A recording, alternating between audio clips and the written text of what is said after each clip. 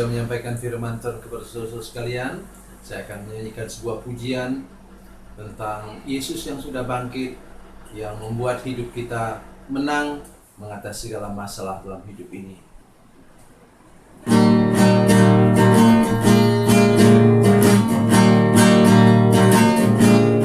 Di hari Minggu pagi yang ceria, Yesus bangkit kalahkan maut. Dosa dan kegelapan sudah tanggung semua. Yesus sudah bangkit dan menang.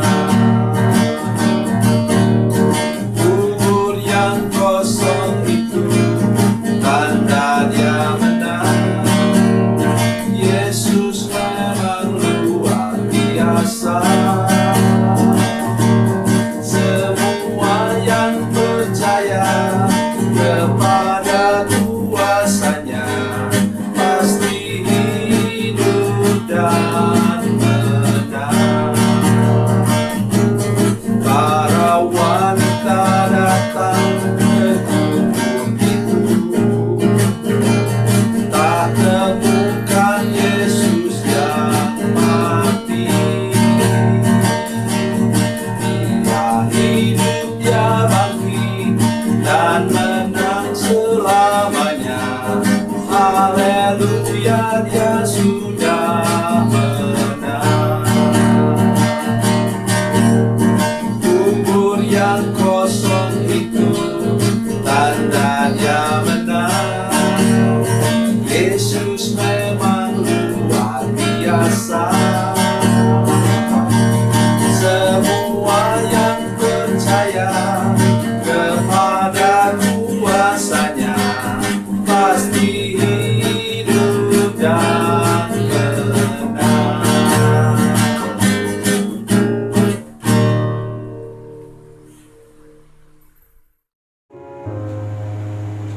Salam saudara pemirsa, selamat berjumpa kembali dengan kami dalam program Berita Pengharapan. Saudara pemirsa, saya ingin mengajak kita hari ini memulai minggu pertama bulan Oktober nih saudara sekalian, untuk mulai merenungkan sesuatu yang sangat prinsip dalam kehidupan kita, yaitu kita sudah mewarisi gen dan DNA dosa dari kakek nenek moyang kita, dari Adam dan Hawa. Oleh sebab itu berhati-hati kita. Kita bukan hanya berdosa, tetapi kita bukan hanya berbuat dosa, tapi karena sudah ada akar dosanya, maka kita membuahkan dosa. Mari kita berdoa sebelum kita lebih jauh mendengarkan firman Tuhan ini. Bapa, dalam nama Yesus, terima kasih kami ingin memulai firman Tuhan sepanjang bulan Oktober ini Tuhan, bulan reformasi ini Tuhan, supaya kami menyadari benar bahwa titik tolak hidup kami untuk bisa bertumbuh, bisa berkembang dalam kehidupan rohani kami adalah ketika kami menyadari bahwa kami mewarisi dosa. Terima kasih Tuhan, berkati semua pemirsa dan seluruh jemaat yang menyaksikan program ini. Dalam nama Yesus, haleluya, amin. Saudara pemirsa, mari kita membaca firman Tuhan hari ini dari Perjanjian Lama, dari kitab Mazmur, Mazmur pasal 51 ayatnya yang ke-7. Mazmur 51 ayat 7, demikian firman Tuhan. Sesungguhnya dalam kesalahan aku diperanakan, dalam dosa aku dikandung ibuku. Amin. Saya ingin mengajak kita semua merenung sebentar. Bisakah anak yang baru lahir membunuh? Tidak bisa, dia belum bisa pegang pisau atau pegang pistol. Bisakah anak yang baru lahir berzina? Mana mungkinlah berzina, ya. Mandi pun masih dimandikan oleh orang, oleh mamanya. Bisakah anak yang baru lahir mencuri? Tidak mungkinlah mencuri, jalan pun belum bisa. Tapi saudara sekalian, ia sudah mewarisi dosa. Lihat ke muka kakek ini. Saya dan ibu saksi hidup di mana cucu seorang camat di Kalimantan, masih keponakan kami, nyaris membunuh adiknya sendiri tanpa dia sadar. Anak itu sekitar umur 4 tahun kalau tidak salah saya. Jadi lengah sedikit neneknya, dia ambil tuh dingklik. Sudah tahu apa itu dingklik? Dari kayu, kayak tempat duduk begitu, kayu kecil. Dia angkat itu, dia timpakan kepada kepala adiknya. Karena cemburu, sudah berebut susu. Dia masih menyusu waktu itu. Dan saudara sekalian, neneknya langsung lompat ke situ dan kemudian berbulan-bulan neneknya sakit tulang belakangnya kena pukul cucunya itu. Bisa kita marah dengan anak seperti itu? Bagaimana mungkin? Tetapi seandainya itu kena kepala anaknya masih adiknya masih nyut-nyut itu, ya bisa jadi anak ini pemecah rekor. Ya, pembunuh paling kecil. Jadi saya dengan mata kepala sendiri sudah menyaksikan itu, saudara sekalian. Atau lagi, seorang anak, dia kelas 1 SD.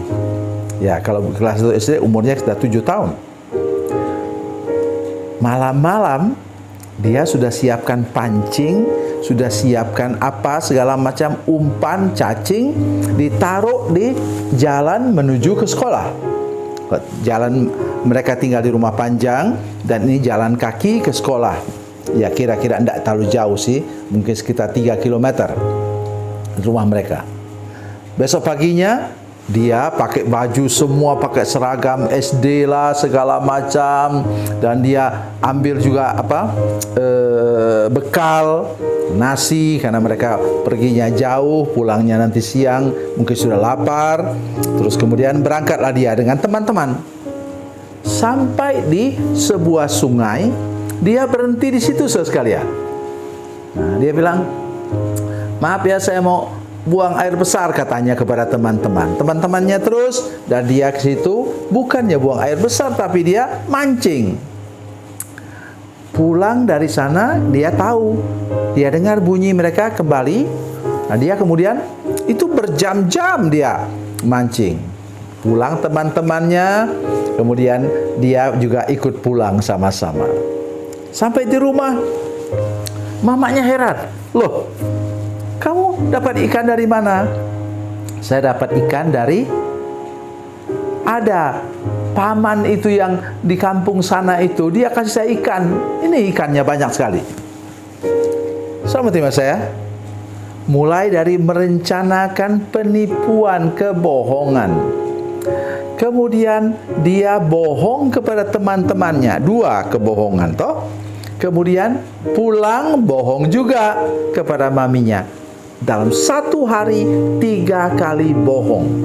Bisakah kita mengatakan kita ini bebas dari dosa, bebas dari kesalahan tanpa Yesus? Tidak mungkin, saudara sekalian. Itulah sebabnya di sini disebutkan tadi, ia belum berbuat dosa. Ya, ingat ayat 7, "Sungguhnya dalam kesalahan aku diperanakan, dalam dosa aku dikandung ibuku." Bukan berbuat dosa. Dalam dosa, dalam kandungan ibu kita sudah mewarisi gen dan DNA dosa.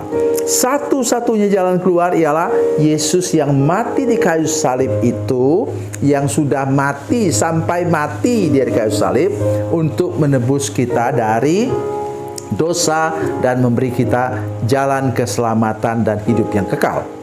Nah, mari saya ingin kita sekaligus baca dari Roma pasal 3 ayat 23. Kita baca bersama-sama Roma 3 ayat 23. Demikian bunyi firman Tuhan. "Karena semua orang telah berbuat dosa." Dengar ini. Karena semua orang telah berbuat dosa dan telah kehilangan kemuliaan Allah. Karena ada akar dosa, maka kemudian dia ada buah dosa. Ingat itu baik-baik. Dan jangan cuma bereskan buahnya, tapi bereskan akarnya dengan bertobat sungguh-sungguh, terima Yesus dalam hati saudara sekalian, dan dilepaskan dari kutuk.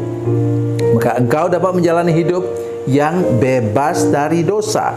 Memang dalam perjalanan hidup saudara sekalian ada pencobaan yang mau menyeret saudara jatuh ke dalam dosa. Tapi ingat bahwa ada kuasa Allah dalam hati saudara sekalian. Yesus ada duduk di sana, bertahta di sana, dan Ia menolong engkau untuk selalu menang atas dosa. Tuhan Yesus memberkati, Tuhan Yesus baik. Mari kita berdoa. Bapa, dalam nama Yesus, terima kasih untuk firman Tuhan. Bagi kami semua mengawali bulan Oktober ini Tuhan, kami percaya kuasa Tuhan lebih besar daripada segala dosa kami. Terima kasih Tuhan, Engkau sudah mati di kayu salib, menyelamatkan kami sehingga kami tidak perlu lagi hidup dalam dosa, tetapi kami hidup dalam kekudusan dan kebenaran dari Tuhan sendiri. Dalam nama Yesus, haleluya, amin.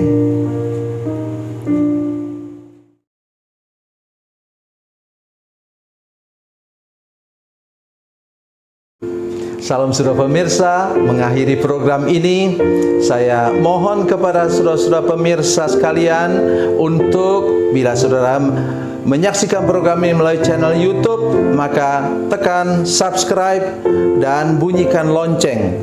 Dan bila saudara menyaksikan program ini melalui channel Facebook, maka tolong saudara-saudara sekalian tekan like dan juga komen. Dan demikian pula bila sudah menyaksikan program Makanan Bergizi hari ini yang tertulis, maka tekan yang sama juga, tekan like dan tekan komen. Dan tolong saudara-saudara sekalian untuk membagikan program ini, share program ini di channel saudara-saudara sekalian, supaya lebih banyak lagi orang diberkati melalui program ini. Tuhan Yesus memberkati, Tuhan Yesus baik.